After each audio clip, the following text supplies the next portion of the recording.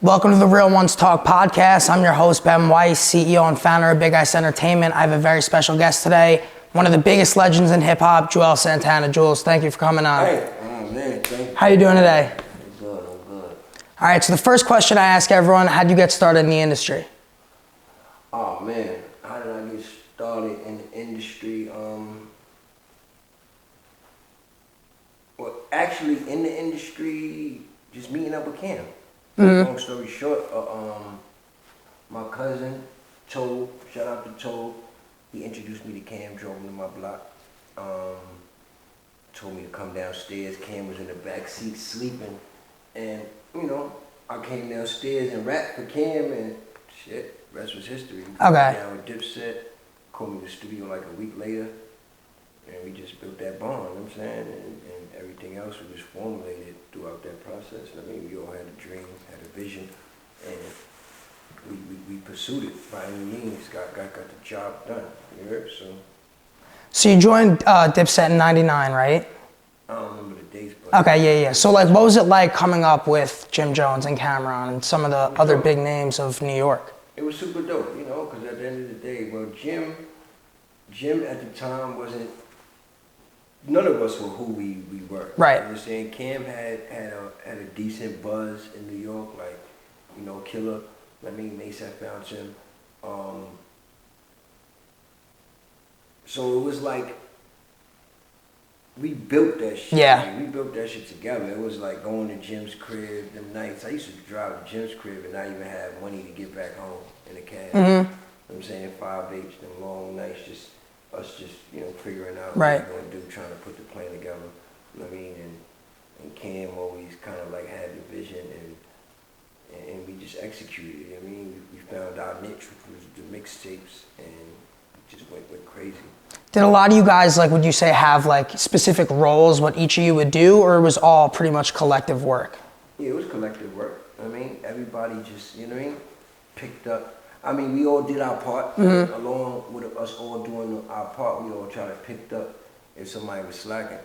You know, that's a beautiful part about being a team. You know what I'm saying? If somebody's not at their full potential at the moment, you know, somebody else can pick up the slack you know, just till they're able to get back. You know what I'm saying? And that's what we did for a great period of time. We just all, you know, fed off each other in the studio, outside the studio, when we move as a collective, you know what I'm saying? And she was like Voltron, like Voltron, you know what I'm saying? Because we all had our separate identities, but when we got together, it was like, it was this super force of three or four, you know what I'm saying? Different entities, but, you know, moving as one, which me, Jim, Cam, and Freaky Z. Right. Besides changing hip hop, you guys, you and Jim specifically, also changed streetwear. I'm a big Supreme guy. I mean, if you have anything to say about that, I know you think Supreme should give you a little bit more credit, but I mean, you guys fully changed. You know, it is what it is. People ask me the question, so it's not like I sit around and think about Supreme owing me something. Right. It's never like, you know, sometimes these interviews, it's easy to get it misinterpreted. I don't sit around and think about Supreme owing me nothing. They don't owe me nothing, really. We did business and that was it. What I said in the interview, I just said, you know, they could show a little more, you know, but it is, I don't care. You know what I'm saying? I'm doing what I'm doing. Cause, I still fuck with them. I still support Supreme. You know what I'm saying? People know what it is. For those who don't, you know what I mean? Right. Do your history. Yep. Growing up, I was very into sneakers, very into Supreme, and like the one thing I always wanted was that t-shirt, and I never got. And last summer I was in the city with my friend, and we saw a brand new one for $800 that, like, when are you ever gonna see like a brand new one anymore? And he bought it. Especially and I wanted it. 800. Yeah, I mean, it's a good deal. That's a lot of money, but should goes for like 2 bands brand new. T-shirt going for like $2,000. I thought you were gonna say like 1,500. Yeah, nah, he got a good deal on it. He got a good deal. He got a good deal on it. It came up. So behind us we got the I Can't Feel My Face. Tell me a little bit about that. So how that came into fruition. I Can't Feel My Face. It started with me and Wayne. Yep. You know what I'm saying? A long time ago we had a project that we were doing, and it was like, you know, just the craziest shit ever. You know what I'm saying? We didn't get to put it out on the mainstream level, but we got to put it out on the mixtape level, and it was just like, even to this day, considered probably one of the best mixtapes ever. You know what I'm saying? Come out. So with that being said, you know, when I got a chance to do the cannabis line, I was like, I knew I was gonna be hands-on. Weed for me is a part of my lifestyle. I smoke, you understand what I'm saying? So, we got the design, which was the baby bag, with the bandana. Of course, I had to have the bandana. I went and tried, you know, a lot of different strands and made sure mine was, you know, elite. You know what I'm saying? And I picked that out. And as far as the name, I Can't Feel My Face, I'm like, me and Wayne dropped the hottest project. People affiliate I Can't Feel My Face with fire. Right. It's fire, but yeah, gas, you know what I'm saying? In the bag. So I put that as a, you know, tune to, and then the fact that just the name, I Can't Feel My Face, you smoke it, you can't. Exactly. It all kind of made sense. So that happened, took off, boom. So I said, you know, I've always, and even in jail, I read a lot about, you know, just marketing and, you know, building brands and lifestyles and stuff like that. And for me, I didn't want to just build a brand. I wanted to, you know, make my brand. I didn't just want to sell regular things. I wanted to sell stuff that was a part of lifestyle, stuff that I've, you know, got popping already, like Supreme, other people, Michael Myers, just wearing stuff. Yeah. So it's like, of course, why not jump into fashion and do it? And you know what I mean? We're doing it on everything I'm doing is on a real level, and that's what I'm trying to show people right now. I'm so focused, my mind is just, you know what I'm saying? So, you know, the clothes is going to be elite. Yeah. They're not going to be you know what I mean? If you know me, the clothes are going to be super fire. I mean, it's not just merch, you know, it's definitely not just merch. So now it's a whole movement. It's just turning into what it is. We got the label, we got the future, I feel like, of artists, you know what I'm saying? Super dope artists, I mean, so we got I Can't Feel My Face. That's what ICF stands for. It also stands for I Create for My Family. I like that. You know what I'm saying? Yep. It's a lifestyle, you know what I'm saying? I was gonna. Lifestyle. Bud, cannabis, fashion, and music. Yep. I was gonna say, like, you really, over the past few years, have gotten your feet wet in a lot of different industries, and I feel like really within a year. Yeah. When I came home not even 3 years ago, 2.5 years ago. I was on house arrest for 7 months. I couldn't do nothing. I was on papers for a year, so I didn't really do nothing because, you know, I wasn't really able to do much. I mean, this whole I Can't Feel My Face shit really was just within a span of, you know what I mean, about 9 months, 8 months of just me going hard. You know what I'm saying? That's what I want people to understand. So, you know, we in heavy motion right now. Heavy motion. You know what I'm saying? This shit is looking real good, real, you know, just gotta keep my foot on the gas, you know what I'm saying? Keep everybody focused. You know what I'm saying? But definitely. hostile takeover. Yeah. I read an article. In every way. Like I said, cannabis, fashion, music. Got the album coming out, in motion. You know what I'm saying? I ain't dropped the album in Lord knows how long, so that's gonna be real Right. good. I mean, I look forward to that. Got my artists on there. You know what I'm saying? Along with a lot of other people, you know, you guys might recognize. So Of course. It's gonna be real good. It's gonna be nice. I read an article where you said, like, being in jail was a learning experience, and you kind of, if you, right. That much time when you could just sit down and think about a lot. So jail, you should. You know what I mean? Some people go to jail and don't learn shit. I never understood that. Niggas be in jail. I've been here for 10 years, and their mind is not elevated. It's like you never gonna get that much time when you're just like, all you really got to do is think. So, I mean, I read a lot, and you know, I had a lot of plans when I came home, and this was part of it. You know what I'm saying? It's awesome. Big part of it. I gotta say, Mazza made a very cool piece of the logo. Oh, man, I ain't got that on. Right? Yeah, nah, that's one of my favorite pieces I've seen. That's what's up. It's dope. I appreciate that.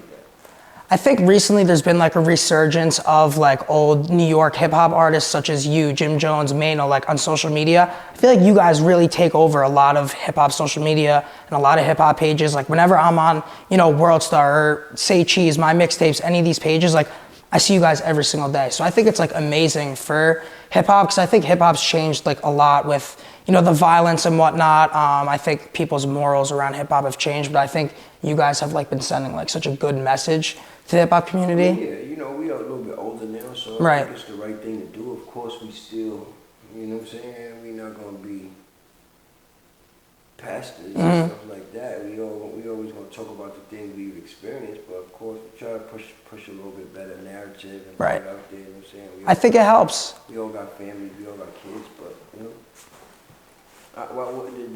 The truth is, man, the young, we were at a point where we really didn't give a fuck. Right. And I mean, a lot of just youngins, it's not their fault. They just at that space in life where they don't really give a fuck. You know what I'm saying? It's not too much nobody can really say. You know what I mean? It's always good to push it. You know what I mean? Because even if you just help one person or change one person's life, that's good. Right. Like I said, for the most part, you know, thinking that I don't give a fuck, you could just pray for a lot of it. The best thing you could do for a lot of these kids is just pray for them. Pray that they make it through these I don't give a fuck years. Yeah. You know what I'm saying? I've had those I don't give a fuck years too. Yeah, so my mom's still mad at me about it. Yeah, and you know, you probably was in a better environment, so right. You didn't have to, you know what I mean? So you got the I don't give a fuck years inside I don't give a fuck environment with a bunch of I don't give a fuck people. You know what I mean? That's a fucked up situation. Yeah. You know what I mean? So, and that's the hood. Who do you think is next, like coming from New York? Like any upcoming artists?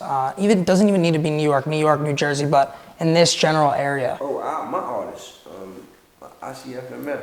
I mean, Ski, Kason, or Kato, I call him Kason. Kato, my son Juju. Got Ja, Duty. Mention somebody? Bad News, my nigga Bad News, my fucking boy. Yeah, so I should take over right now. Yeah. Okay, we go to Syracuse. Yeah, we go to Syracuse. Yeah. We didn't want to let the cat out the bag too early, but yeah. Shout out to him. Man, shout out my nigga Bad News. Y'all gonna be seeing a lot of him too. That's awesome. Shout out to Syracuse. Shout out Syracuse. We out in Syracuse, man. Really? Shout out the Hill, North Salina, all that. Oh wow. Okay. There's a lot of artists like in the area, like especially from Buffalo. Like I'm sure you know. Obviously, there's a lot of rappers from Buffalo, but I think there's honestly like decent talent around there. I just don't think it's been established yet. R.I.P. Thump Mendoza, man. He was a part of the Senate.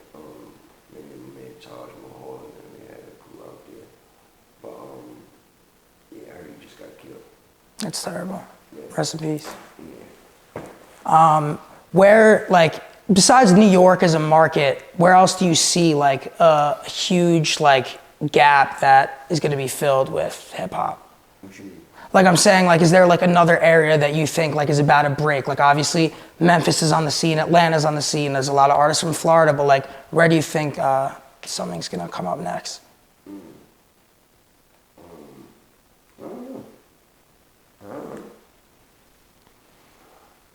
I don't know where that next spot is gonna be. You know what I'm saying? I haven't really like. We'll see. It could be anywhere. I'm always, you know, just tapped in. Yeah. Stay, you know, checking out with the young guys. Right. That they tapped into. But the actual place, like, you know, like how Detroit came out. I mean, Detroit is killing shit right now. Shout out to Peasy, Babyface, Ice Wave, all the niggas out there. They doing their thing. But yeah, I don't know where that next spot is. It could be anywhere, man.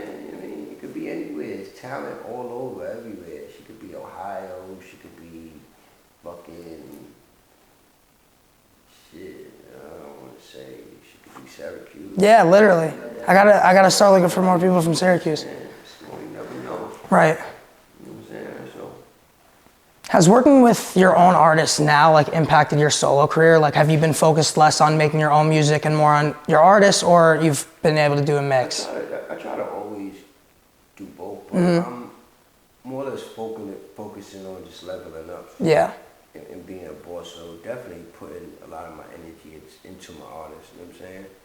And just the whole overall ICFMF movement, just, you know what I mean? Collectively, Yeah. building the structure and the foundation, you know what I'm saying? And, you know, I know my fans still love me, and it's always, you know what I'm saying, room for me to grow, so that's why I decided to even put out an album right now, you know what I'm saying? and of course that's gonna help all of us in Right. a lot of different ways too. So it gives me a chance to showcase the artists at the same time. So yeah. Are you gonna tour?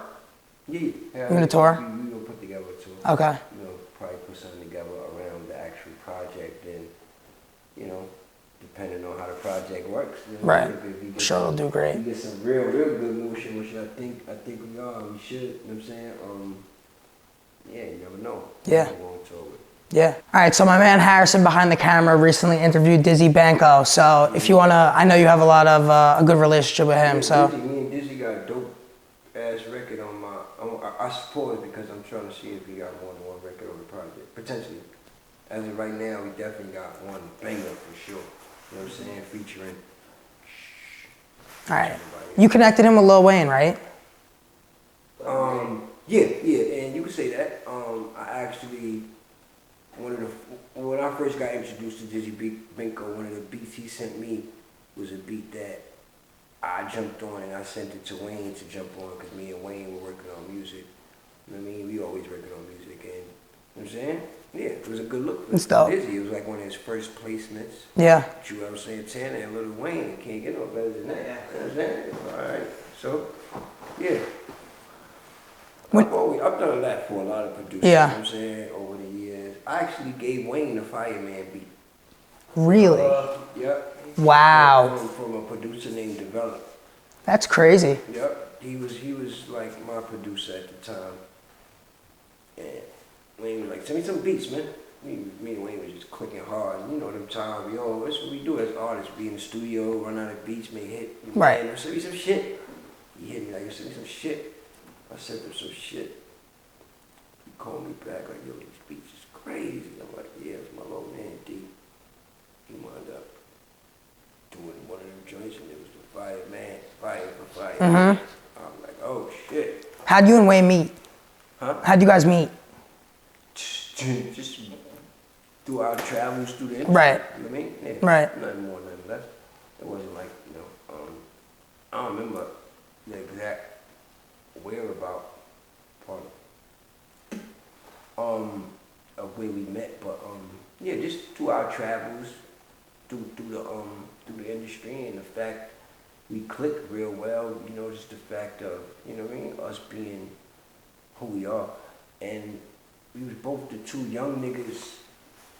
He was the illest young nigga from the South, and I was the illest young nigga from up top, north. You know what I'm saying? And we clicked, and we wound up building a bond. That's, me and Wayne's bond is deep in the music, though. It's awesome. Yeah. If you had to give any free game to the viewers, someone who wants to become a rapper, a producer, someone who wants to enter the industry, what would you tell them? Of course, the main one that's like, believe in yourself. Yes, you have to. I know that sounds generic. It sounds unorganic, but it's like you gotta believe in yourself. You do, because but it's like, I think we go into a lot further. You gotta believe in yourself because you're gonna deal with a lot of shit that's gonna be against you. A lot of shit that people may not believe, especially in a dream. You understand what I'm saying? A lot of us out here chasing dreams, so. You know what I'm saying? You got to get past a lot of those peoples that don't have dreams and don't have the vision that you have. And, they may not understand. Remember Steve Harvey said, I seen that, or Steve Harvey, somebody was like, yo, God ain't show it to them. He showed it to you. You know what I'm saying? So you can't really try to understand why people don't get what you get in the way you moving. You know what I'm saying? There's going to be a lot of people that's not. So that's why you got to believe in yourself, because that's going to give you the will and the power to keep going, to keep pushing forward on them days where it's like you may feel like everybody's against you or you don't really have nobody with you. You know what I'm saying? Right. If you can't push yourself to, keep moving, it's like, you know what I'm saying? That's amazing, yeah. Definitely believe in yourself, plan, execute. Awesome. Plan, execute. All right, well, this was an incredible interview. You were amazing. I really appreciate you taking the time. Check everything out. Coming out soon with Juelz. Can't Feel My Face. Yeah. Music coming out. The Emotion album coming out. We ain't got a date yet, but it'll be out, I'll say, late February, early March. Amazing. Dope. Appreciate it, bro. All up. Thank you. Thank you, man. Bet.